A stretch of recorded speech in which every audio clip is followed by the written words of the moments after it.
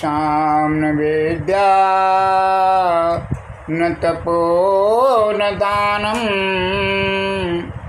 ज्ञानं न शीलं न गुणो न धर्मा ते मृत्युलोके भुववार भूत्वा मनुष्यरूपेण मृगासि चरन्ति। प्यारे भाई और बहनों, इस श्लोक में बताया गया है कि जिसमें ईशाम न विद्या, न जिसमें विद्या है न तप है, ईशाम न विद्या न तपो न दानम, न परिश्रम करता है, न ज्ञान है, न शील है, न गुण है, अच्छे गुणों का आविष्कार नहीं है, ऐसे इस पृथ्वी पर, भूमंडल पर, संसार में, विश्व में लोग पशुओं की तरह विचरण करते हैं और अधोगति में चले जाते हैं। प्यारे भाई और बहनों, आज परशुराम जयंती है। सनातन धर्म में, हिंदू धर्म में, वैष्णव धर्म में सभी परशुराम जयंती घर घर में मनाते हैं। जिनको पता नहीं वो तो है बात दूसरी, वरना सभी को पता है। माताओं को, बहनों को, दादियों को, नानी को, नाना को, सबको पता है। ये परंपरा है जब से सृष्टि रची थी। परशुराम हर युग में आते हैं। परशुराम अजर अमर हैं। देखिए भाई साहब, इस संसार में अब भी अजर अमर हैं। सतयुग में आए, त्रेता में आए, द्वापर में आए, वो बड़े अवतार को शिक्षा दीक्षा देते हैं और उनको हथियार देते हैं। जैसे उनको सारंग धनुष त्रेता युग में राम को दिया, राक्षसों का वध करने के लिए, आताताइयों को, राक्षसों का वध करने के लिए, समझे। और द्वापर में चक्र सुदर्शन दिया था परशुराम ने। वो एक सृष्टि के चारों युगों के शिक्षक हैं। सबको शिक्षा अच्छी देते हैं और आताताइयों, अत्याचारियों, अनाचारियों, बलात्कारियों का नाश करते हैं।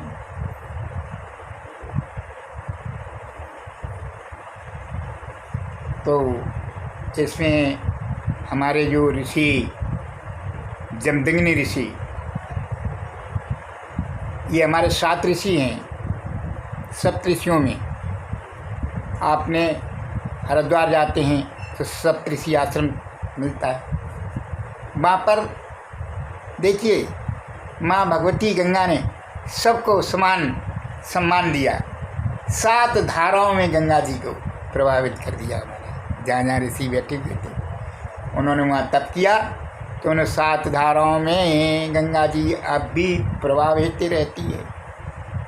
7 धाराओं में बहती है। तो सप्तऋषि आश्रम के नाम से संसार भर में प्रसिद्ध है। तो हमारे सबसे पहले ऋषि हैं विश्वामित्र जी, जमदग्नि, भरद्वाज, गौतम, वशिष्ठ, कश्यप और अत्रि। ये हमारे 7 ऋषि हैं। 4 हमारे शनकादिकी हैं, शनक, सनातन और सनत कुमार। उसके बाद हमारे नारद मुनि हैं, मुनि नारद।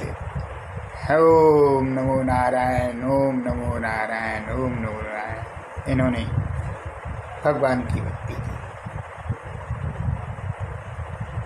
और शनकादिक ऋषि जो हैं वो हमेशा 5 वर्ष की आयु रहती है उनकी। आज हम आपको परशुराम की कथा जमदग्नि उनके पिता रेणुका माता थी। जमदग्नि ऋषि के पुत्र हैं ये परशुराम। पहले इनका राम नाम था, राम। जब भगवान विष्णु का अवतार है, भगवान विष्णु ने इनको धनुष दिया, सारंग धनुष और फरसा दिया कि तुम आताताइयों का संहार करोगे। तो उस समय से इनका नाम परशुराम हो गया, परश धारण किया है। तो उस युग में जब जमदग्नि ऋषि थे तो सतयुग के अंदर एक सहस्रार्जुन राजा हुआ, जो पूरे भूमंडल का महानरेश था और जिसके अंदर छोटे छोटे राजा थे वो उसकी शरणागत थे। तो उसे पहले ये परंपरा थी कि राजाओं के पास, जमींदारों के पास ऋषि मुनि रहते थे इलाके के। वो गाइडलाइन किया करते थे कि भाई ये गलत है, ये सही है, ऐसा मत करो, ऐसा करो। तो वो उनकी बातों को अमल करते थे। उनकी यही ड्यूटी होती थी। वे सचिव थे राजा साहब के, सलाहकार, और वो उनका आदर सम्मान से उनका पालन करते थे। राजा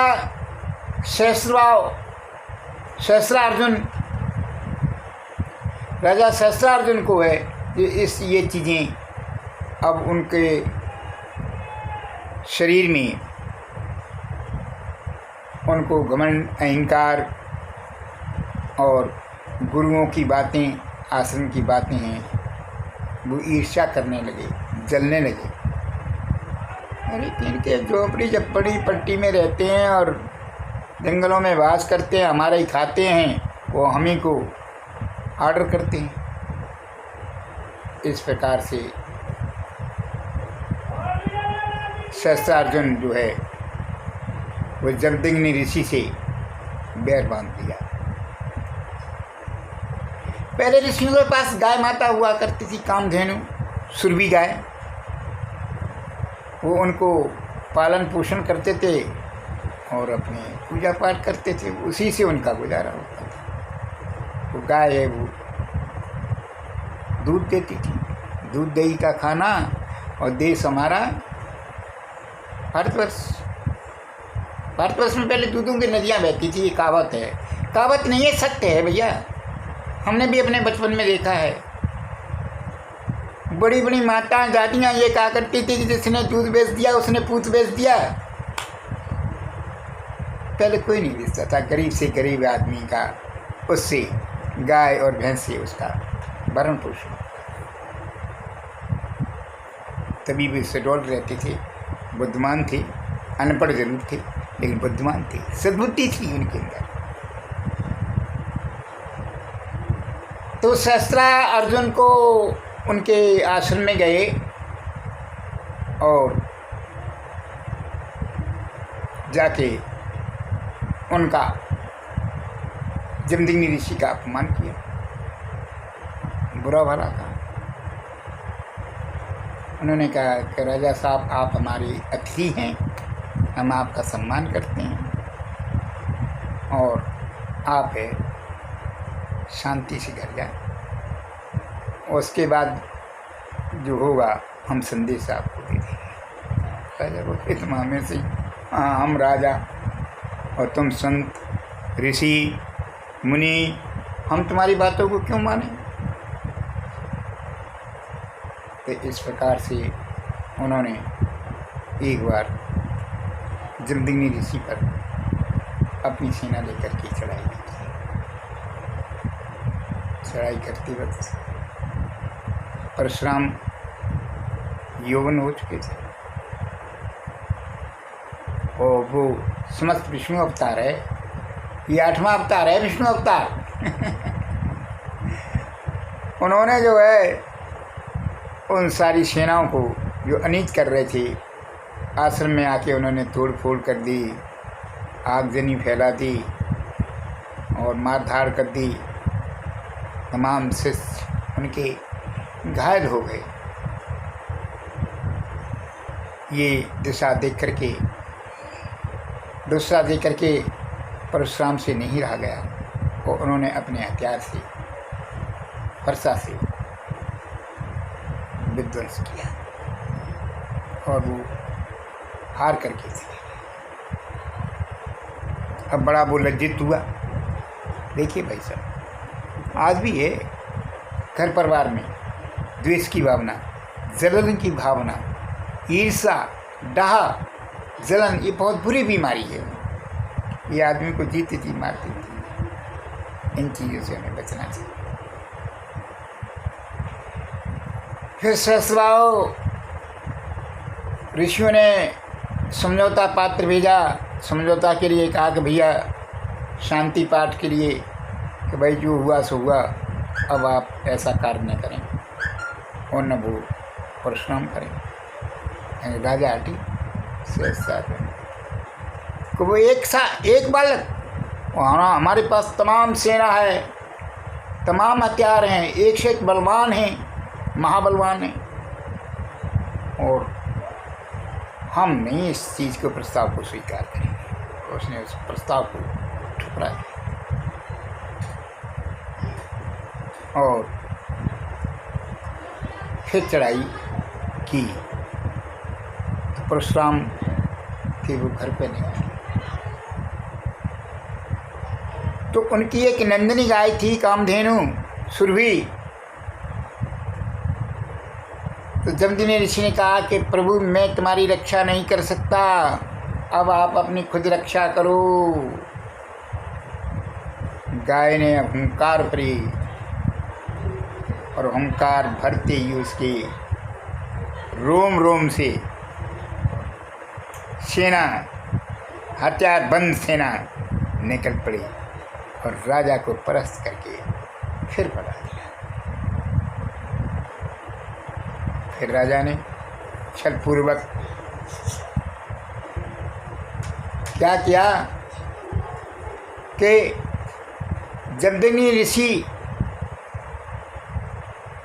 उनके 4 पुत्र थे राजा के, वो हठी थी। उन्होंने कहा कि गाय को लाऊंगा। तो वो गाय को देने के लिए उनके 4 पुत्र आए। ऋषिवर से वो अपनी समाधि में पूजा पाठ में लगे हुए थे। आकर के उनके सेनानियों ने, उनके 4 पुत्रों ने उनकी हत्या की जमदग्नि ऋषि की, और गाय को जबरदस्ती ले गए।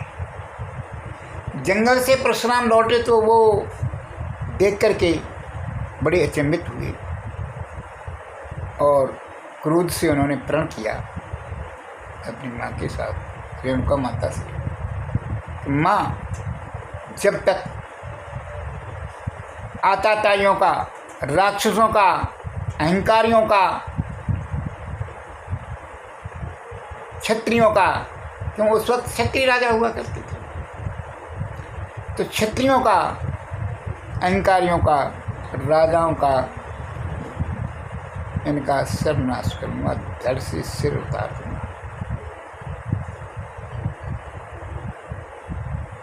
इस प्रकार का प्रण लिया और जाति अकेले चले गए सहस्त्रार्जुन के यहाँ, और लड़ाई हुई। गैया को अपनी वापस ले आए। गैया मैया को आके सौंप दी। उसके बाद उन्होंने राक्षसों का, आताताइयों का नाश किया।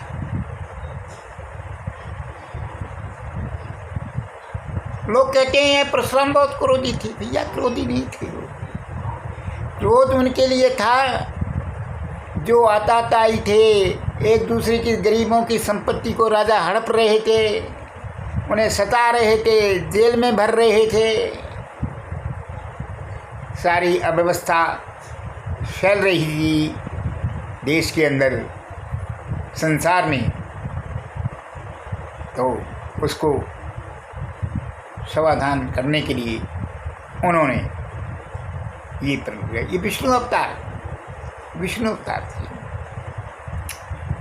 तो उन्होंने जो है इस प्रकार से राक्षसों को, क्षत्रियों को 21 बार पृथ्वी से विहीन किया और एक सम पद्धति, अच्छी पद्धति को उन्होंने, जैसा वेदों में वर्णित सुशासन था, वो स्थापित किया। ये कोई भाई साहब, भाई और बहनों, ये कोई दंत कथा नहीं है। सच्चाई है। जो हमारे 4 वेद, 18 पुराण, 9 नृषद, इस प्रकार से रामायण, गीता जो लिखा गया है, इसमें ऋषि मुनियों ने जो लिखा है वो सत्य है। सत्यम वदते, सत्य बोला। और आज भी उसी चीज़ की परंपरा चली है। हम लोग आज परशुराम जयंती है, हम उस प्रभु को, परशुराम को बार बार नमन करते हैं और कहते हैं, प्रभु आप आतताइयों का, राक्षसों का, अत्याचारियों का विनाश करिए, आपकी हाथ में पावर है। विष्णु के अवतार असंख्य हैं, लेकिन हमारे तपोनिष्ठ श्री वेदव्यास जी ने 24 अवतारों की व्याख्या बड़ी विस्तार और ढंग से की है पुराणों के अंदर। तो उसमें से इस युग में भी श्री कल्कि अवतार है। हरे कल्कि, हरे कल्कि, कल्कि कल्कि, हरे हरे, हरे राम, राम राम, हरे हरे, हरे कृष्ण, कृष्ण कृष्ण, हरे हरे। देखिए भाई साहब, जिसने अवतार लिया है दूसरों के हित के लिए, दूसरे के लालन पालन के लिए, जनता के लालन पालन के लिए, उन्होंने अपना सर्वस्व लगा दिया। कोई भी अवतार देख लीजिए आप तो बहुत समझदार, पढ़े लिखे, हम तो अनपढ़ हैं भैया। लेकिन परंतु हम पे गुरु जी की कृपा है। जा पर कृपा राम की होई, होता पर कृपा करें सब कोई। आप लोगों की अपनी कृपा है, दया दृष्टि है आपकी, सबकी भाई बहनों की कृपा है, हमारे कृपा दृष्टि है आपकी। हमने किसी से कभी राग द्वेष नहीं रखा। हम उस गुरु के चेला हैं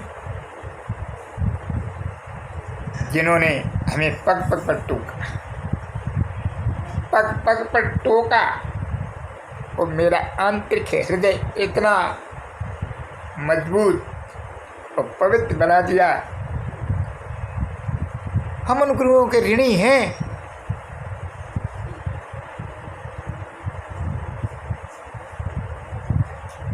संसार में 3 ऋण होते हैं, पितृ ऋण, देव ऋण और ऋषि ऋण।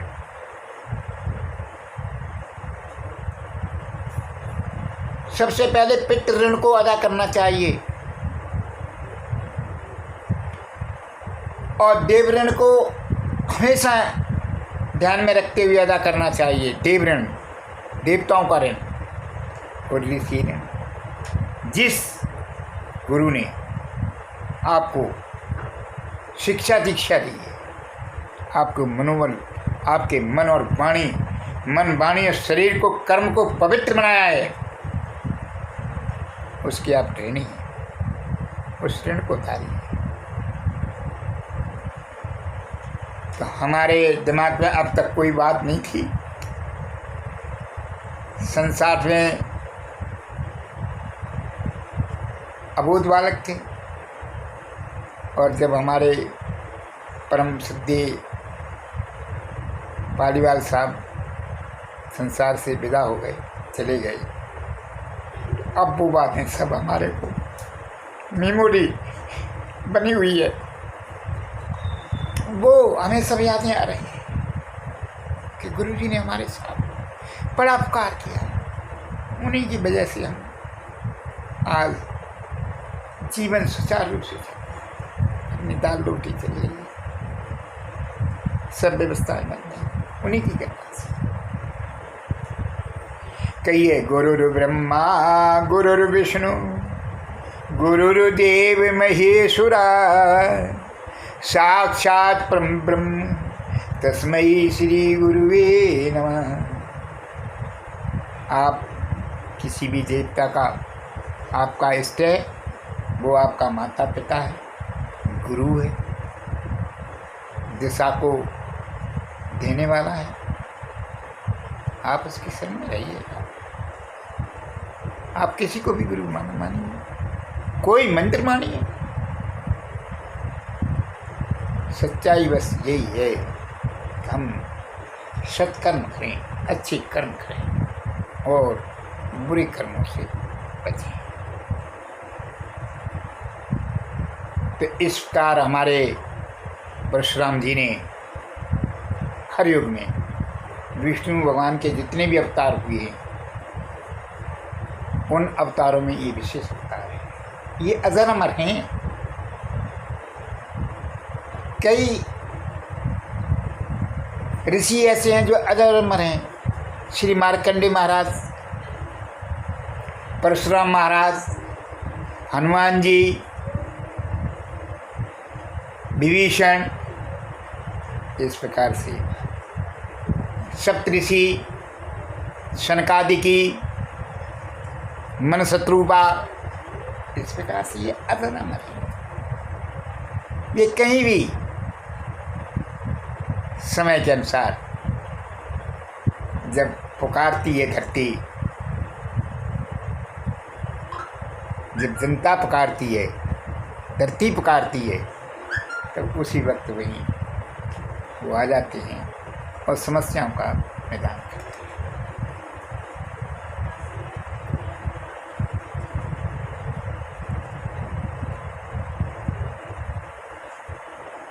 एक कहानी आती है,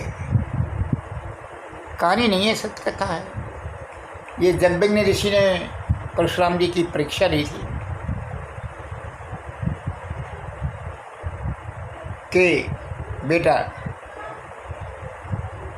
आपकी माँ ने हमारी वाणी का अवज्ञा की, तो मैं आपको आज्ञा देता हूँ कि माँ का सिर काट डाल। परशुराम ने 1 इंच हिचक नहीं की, कोई हिचक नहीं की, सिर्फ ये कहा कि मैं आपकी आज्ञा का उल्लंघन नहीं करूँगा। शर्त यह है कि मेरी माँ को जीवित करना। आपकी आज्ञा का उल्लंघन नहीं करूँगा, शर्त यह है कि माँ को जीवित करना। आप इसको हमें वचन दें। परशुराम जमदग्नि ऋषि ने कहा कि बेटा,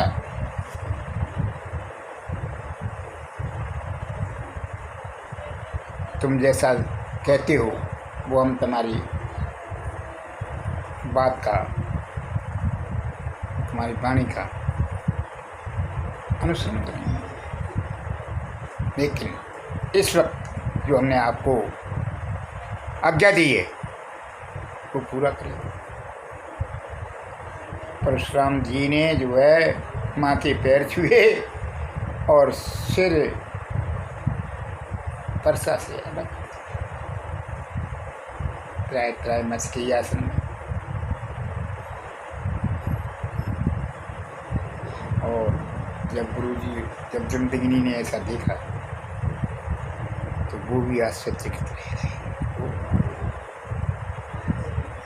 तुमने हमारी आज्ञा का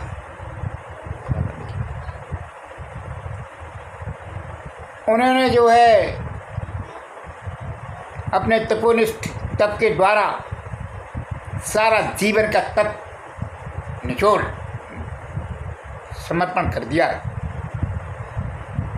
कि आप जो है आपको तुरंत ही उन्होंने सर्जरी की उनकी और उनको अमृतपान करा के जीवित कर दिया।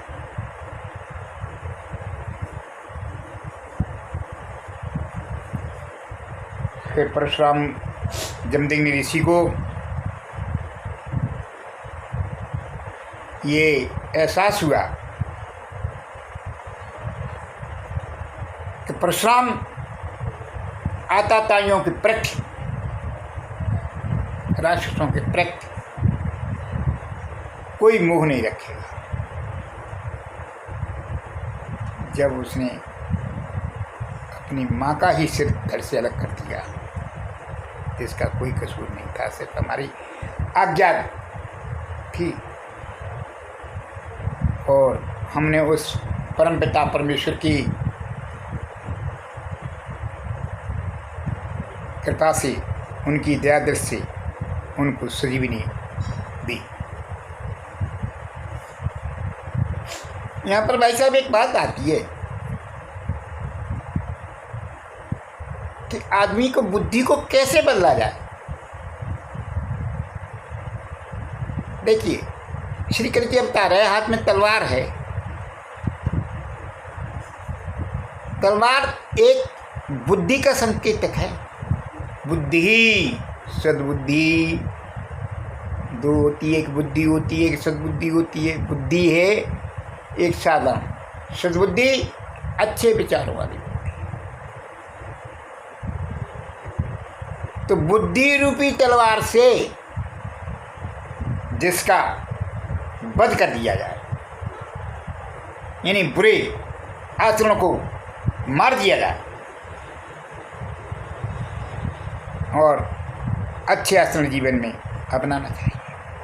जैसा कि शुरू में श्लोक में कहा कि सामने विद्यान तपो न दानम ज्ञानम न शीलम न गुणो न धर्मा ते मृत्यु रोके भुवार भूता मनुष्य रूपेण नरकासी। ये श्लोक भागवत का चरित्रार्थ है। भाई और बहनों, हम तो बार बार अनपढ़ हैं, अनभिज्ञ हैं। हमारा तो एक ही सहारा है, श्री विष्णु कल्कि अवतार। श्री विष्णु हरे कल्कि हरे कल्कि कल्कि कल्कि हरे हरे, हरे राम राम राम राम हरे हरे, हर शरणम हर शरणम हर शरणम।